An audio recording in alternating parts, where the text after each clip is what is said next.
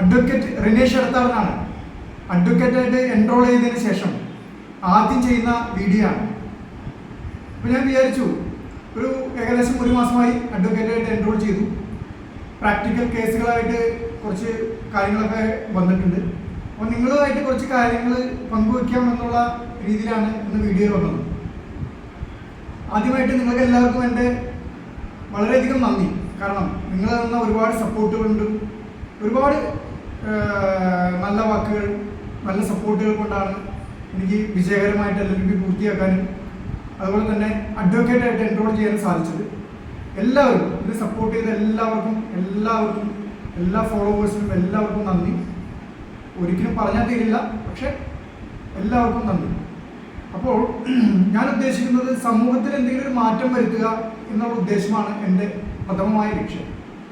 അതിൽ നിയമപരമായിട്ടുള്ള ഇൻഫോർമേഷന്, വസ്തുതകൾക്ക് മറ്റുള്ളവർക്ക് എത്തിക്കുക. ഒരിക്കലും അറിയാത്ത, അതായത് നിയമപരമായിട്ട് അറിയാതെ കിടക്കുന്ന ചില കാര്യങ്ങൾ സാധാരണ ജനങ്ങളിലേക്ക് എത്തിക്കുക, അവർക്ക് നിയമമായിട്ടുള്ള ഗ്യാപ്പ് മാറ്റം ചെയ്യുക. അതിന് ഞാൻ എപ്പോഴും നിലകൊള്ളും. ആ നിയമപരമായിട്ടുള്ള കാര്യങ്ങൾ പറഞ്ഞു തരാനും നിങ്ങളായിട്ട് ഇൻ്ററാക്ട് ചെയ്യാനും വീഡിയോകളിലൂടെ നിങ്ങളുടെ മുന്നിൽ ഞാൻ എത്തുന്നതാണ്. ഇന്ന് ഒരു കേസ് സ്റ്റഡി ആയിട്ടാണ് വന്നിരിക്കുന്നത്. ഒരു പോക്സോ കേസാണ്. നമുക്കറിയാം, POCSO act, protection of children from sexual offences, അതിനെ സംബന്ധിച്ച് പറയുന്ന ഒരു ആക്റ്റാണ്. ആ ആക്ട് പ്രകാരം പുത്തൻകുരിശ് പോലീസ് സ്റ്റേഷനിലാണ് ഈ കേസ് ആസ്പദമായ സംഭവം രജിസ്റ്റർ ചെയ്തത്. എറണാകുളം ജില്ലയിലെ പുത്തൻകുരിശ്.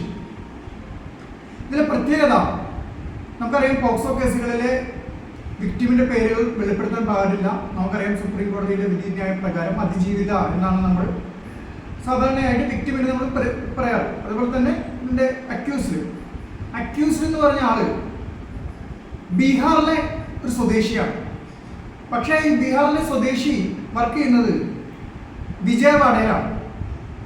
23 വയസ്സാണ്. 21 വയസ്സാണ് അവൻ്റെ ആധാർ കാർഡ് പ്രകാരം അവനുള്ളത്. ഈ പെൺകുട്ടി, അതായത് വിക്ടിമിന് 15 വയസ്സാണ്. ആസാമി സ്വദേശിയാണ്. അപ്പോ ഈ കേസിനാസ്പദമായ സംഭവം പോലീസ് പറയുന്ന കേസ്, പ്രോസിക്യൂഷൻ കേസ്, ഈ അക്യൂസ്ഡ് എന്ന് പറയുന്ന ബീഹാറി ഇൻസ്റ്റാഗ്രാം മുഖേന ഈ പെൺകുട്ടിയെ പരിചയപ്പെടുകയും ചാറ്റ് ചെയ്യുകയും വളരെ സ്നേഹത്തിലാവുകയും ഇഷ്ടത്തിലാവുകയും, ഈ പെൺകുട്ടി താമസിച്ചിരുന്ന സ്ഥലം പുത്തൻകുരിശായിരുന്നു. ആ സമയത്ത് കുട്ടിയുടെ അച്ഛനും അമ്മയ്ക്കും ജോലി പുത്തൻകുരിശായിരുന്നു. അവിടെ നിന്ന് ആ കുട്ടിയുടെ അമ്മയുടെ കയ്യിൽ നിന്ന് 1800 രൂപ എടുത്ത് ആലുവയിൽ നിന്ന് ട്രെയിൻ മുഖേന വിജയവാഡയിൽ എത്തി. അവിടെ നിന്ന് ഈ അക്യൂസിനൊപ്പം പോയി എന്നാണ് പ്രോസിക്യൂഷൻ കേസ്. ഇതില് ജാമ്യ ഹർജിയാണ് നമ്മൾ കൊടുക്കേണ്ടത്. എനിക്ക് കൊടുക്കാൻ, എൻ്റെ കക്ഷിക്ക് വേണ്ടി ജാമ്യ ഹർജിയാണ്. അതായത് ഏകദേശം 90 ദിവസത്തിന് മുകളിൽ അദ്ദേഹം ജയിലിലാണ്, മൂവാറ്റുപുഴ സബ് ജയിലിലാണ് ഉള്ളത്. ജാമ്യം കൊടുക്കണം. ജാമ്യം കിട്ടാൻ വേണ്ടിയിട്ടുള്ള കാര്യങ്ങളാണ് ഞാൻ ചെയ്തത്. അപ്പോൾ ഇതിൽ പ്രോസിക്യൂഷൻ്റെ കേസ് പഠിച്ചു വന്നപ്പോൾ എനിക്ക് മനസ്സിലായ 2-3 കാര്യങ്ങൾ. ഒന്ന്, ഈ പോലീസ് സ്റ്റേറ്റ്മെന്റ് പ്രകാരം ഈ കുട്ടി കൺസെന്റോട് കൂടിയാണ് ഇൻസ്റ്റാഗ്രാം വഴി പരിചയപ്പെടുകയും ഈ അക്യൂസിനെ കാണാൻ വിജയവാഡയിലേക്കുള്ള തൻ്റെ ജോലി സ്ഥലത്തെ വിജയവാഡയിലേക്ക് പോയത്. ഈ റെയിൽവേ സ്റ്റേഷനിൽ വിജയവാഡയിൽ ഇറങ്ങിയതിന് ശേഷം ഈ കുട്ടിയുടെ മൊബൈലിൽ തന്നെ അക്യൂസിനെ വിളിക്കുകയും അക്യൂസിനെ വന്ന് കൂട്ടിക്കൊണ്ടുപോവുകയാണ് ചെയ്തത്. പക്ഷെ പോലീസ് ഇട്ടിരിക്കുന്ന കേസ് അബ്ഡക്ഷനാണ്, തട്ടിക്കൊണ്ടുപോകൽ. അപ്പൊ ഞാൻ കോടതിയിൽ പറഞ്ഞ കാര്യം, യുവർ ഓണർ, ഇതിൽ അബ്ഡക്ഷൻ എന്നുള്ള ഇൻഗ്രീഡിയന്റ് അട്രാക്ട് ചെയ്യുന്നില്ല. കാരണം എന്താ, ഈ കുട്ടിയുടെ സ്വയം ഇഷ്ടപ്രകാരമാണ് പോയത്. അത് മാത്രമല്ല, ഈ കുട്ടിയുടെ മൊബൈലിൽ നിന്ന് അങ്ങോട്ട് വിളിക്കുകയാണ് അക്യൂസിനെ വിളിച്ച് കൊണ്ടുവരാൻ വേണ്ടിയിട്ട്. ഇപ്പൊ അബ്ഡക്ഷൻ നടക്കില്ല. പിന്നെ 2 കാര്യങ്ങളുള്ളത് റേപ്പാണ്. ഈ റേപ്പ് ഈ കുട്ടിക്ക് 15 വയസ്സിന് താഴെയുള്ള ആയതുകൊണ്ടാണ്, 18 വയസ്സിന് താഴെ ആയതുകൊണ്ടാണ് പോക്സോ വകുപ്പ് കൂട്ടിച്ചേർത്തത്. BNS വകുപ്പുണ്ട് rape. അപ്പോൾ അതുകൊണ്ടാണ് ജാമ്യം കിട്ടാൻ വളരെ ബുദ്ധിമുട്ടായത്. 90 ദിവസം കഴിഞ്ഞിട്ടും ജാമ്യം കിട്ടാൻ ബുദ്ധിമുട്ടായത് നമ്മൾ ജാമ്യ ഹർജിയിലേക്ക് കടന്നു.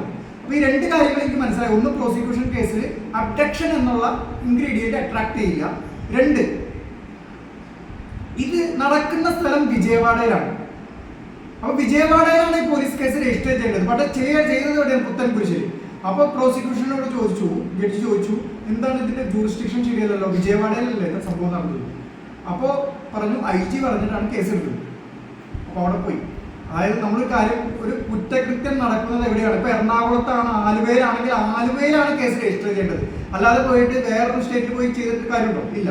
അപ്പോൾ ജൂറിസ്ഡിക്ഷൻ്റെ ഒരു പ്രശ്നം ഞാൻ കണ്ടെത്തി. രണ്ടാമത് ഈ അബ്ഡക്ഷൻ്റെ ഇൻഗ്രീഡിയൻസ് ഇതിലില്ല. അതുപോലെ തന്നെ 2-3 കാര്യങ്ങളോട് പറഞ്ഞു.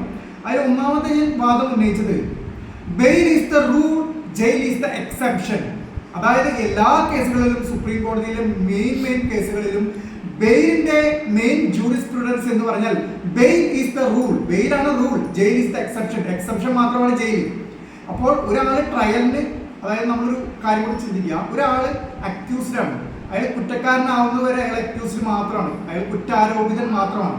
കുറ്റം ചെയ്ത് ശിക്ഷ വിധിച്ച് അയാൾ കൺവിക്റ്റഡ് ആയി മാത്രമേ അയാൾ കുറ്റക്കാരനാവുന്നുള്ളൂ. അങ്ങനെയുള്ള പെർസെപ്ഷനിലാണ് എല്ലാ കോടതികളും ട്രയൽ ആരംഭിക്കുന്നത്, വിചാരണ ആരംഭിക്കുന്നത്. അപ്പോൾ വിചാരണ തുടങ്ങാൻ കുറച്ച് സമയമുണ്ടെങ്കിൽ ആ വിചാരണ കാലം വരെ അദ്ദേഹത്തിന് ജാമ്യം ലഭിക്കാനുള്ള അവകാശമുണ്ട്. അപ്പോൾ അതിൻ്റെ ആദ്യത്തെ പോയിന്റ് ഇതായിരുന്നു, bail is the rule, jail is the exception എന്നുള്ള വാദം ഉന്നയിച്ചു.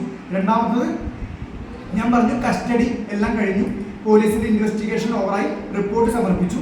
അപ്പോൾ എന്താ പറയുക, ഇതിൻ്റെ ഇനി കസ്റ്റഡിയുടെ ആവശ്യമില്ല, ബെയിൽ കൊടുക്കണമെന്ന് വാദിച്ചു.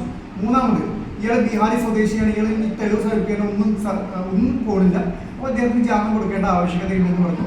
പക്ഷെ ഒരു പ്രശ്നം ഉണ്ടായത്, ഇതിൻ്റെ ആധാർ കാർഡ്, ഈ ബീഹാറിയുടെ ആധാർ കാർഡ് ബാൽ ആധാറായിരുന്നു, ആ കുട്ടിയായിട്ടിരുന്നപ്പോൾ ബാൽ ആധാർ കാർഡായിരുന്നു. അത് കൊടുത്തപ്പോൾ അദ്ദേഹം ഒരു ഒബ്ജെക്ഷൻ പറഞ്ഞു. പക്ഷെ ഞാൻ പറഞ്ഞു, ഈ ബീഹാറിലൊക്കെ നമുക്കൊക്കെ ആധാർ കാർഡ് അപ്ഡേറ്റ് ചെയ്യാനുള്ള അവസരങ്ങളുണ്ട്, വിദ്യാഭ്യാസമുണ്ട്, അവർക്ക് അതിനെക്കുറിച്ചുള്ള അറിവില്ല, അതുകൊണ്ടാണ് അപ്ഡേറ്റ് ചെയ്യാത്തതെന്നും ഇത് വാലിഡ് ആയിട്ടുള്ളതെന്നും പറഞ്ഞു.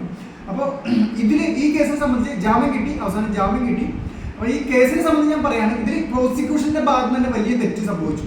അതായത് ജൂറിസ്ഡിക്ഷനിൽ അല്ല കേസ് രജിസ്റ്റർ ചെയ്തിരിക്കുന്നത്, പുത്തൻകുരിശിന് എന്താണ് രജിസ്റ്റർ ചെയ്തിരിക്കുന്നത് കോടതിയുടെ ചോദ്യത്തിന് അവർ ഉത്തരം മുട്ടി, പ്രോസിക്യൂഷൻ ഉത്തരം മുട്ടി. അപ്പോൾ നമ്മൾ ശ്രദ്ധിക്കുക, കുറ്റകൃത്യം എവിടെയാണ് നടക്കുന്നത് അവിടെയാണ് കേസ് രജിസ്റ്റർ ചെയ്യേണ്ടതെന്നുള്ള ജൂറിസ്ഡിക്ഷൻ വളരെ ഇമ്പോർട്ടൻ്റ് ആണ്. അതുപോലെ തന്നെ നമുക്ക് ജാമ്യം കിട്ടാൻ ഉള്ളത് റൂളാണ്, അതിൽ മാറ്റമില്ല.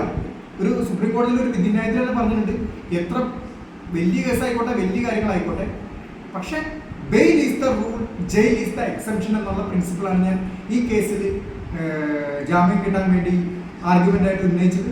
പക്ഷേ അത് എന്താ പറയുക, അത് ജാമ്യം അനുവദിച്ചു. കണ്ടീഷനാണ്, ഒന്നാമത്തെ കണ്ടീഷൻ ഈ അക്യൂസിൻ്റെ ഏതെങ്കിലും റിലേറ്റീവിൻ്റെ ലാൻഡിൻ്റെ ബോണ്ട് ഹാജരാക്കണം. രണ്ടാമത് കേരളത്തിലുള്ള ഒരാളുടെ ജാമ്യം. മൂന്നാമത് പാസ്പോർട്ട് ഉണ്ടെങ്കിൽ അത് ഹാജരാക്കണം എന്നുള്ള വ്യവസ്ഥയിൽ based on condition allowed, bail petition allow ചെയ്തു. ബഹുമാനപ്പെട്ട മൂവാറ്റുപുഴ പോക്സോ കോടതിയിലാണ് ഈ കേസ് നടന്നത്.